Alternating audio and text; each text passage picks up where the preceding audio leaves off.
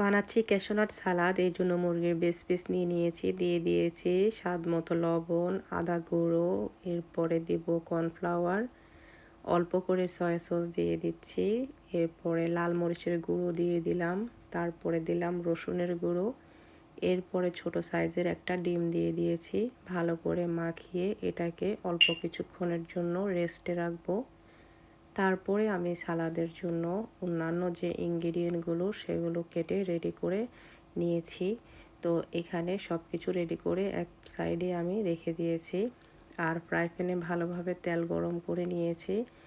তারপরে চিকেনগুলো অল্প আছে আমি ভেজে নিচ্ছি, যাতে করে চিকেনগুলো ভেতর থেকে সিদ্ধ হয়। মানে বেশি তাপ দিলে এটা হচ্ছে উপর থেকে পুড়ে যাবে, ভেতর থেকে সিদ্ধ হবে না।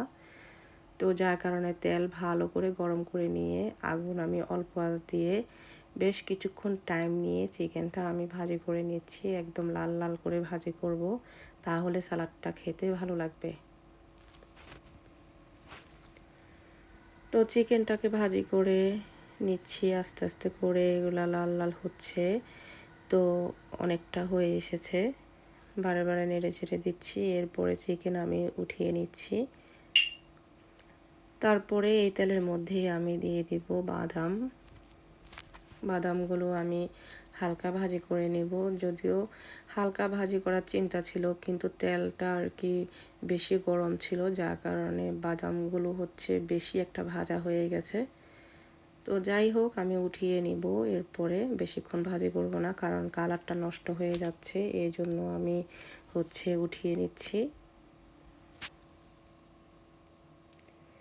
এরপরে দিয়ে দিব কেটে রাখা যে সালাদগুলো, গাজর, এখানে ক্যাপসিকাম আর পেঁয়াজগুলো আমি হালকা করে সটে করে নেব।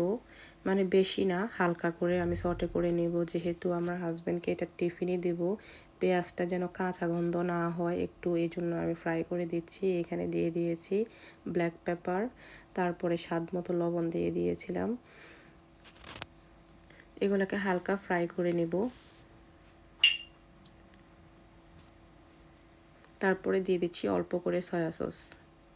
আর কিছুই দিব না। আসলে অনেকে অনেক রকম করে আর কি ক্যাশনাট সালাদ বানায়, তো আমি আর কি এভাবেই বানাচ্ছি। এভাবে করে খেতেই আমার কাছে ভালো লাগে।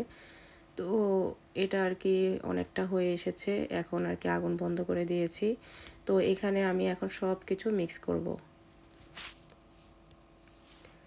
সব কিছু নিয়ে নিচ্ছি, বাদাম, তারপরে এখানে চিকেন, অ্যাভোকাডো, টমেটো, আর এখন যে ভাজি করলাম সেইগুলোও দিয়ে দিচ্ছি একসাথে।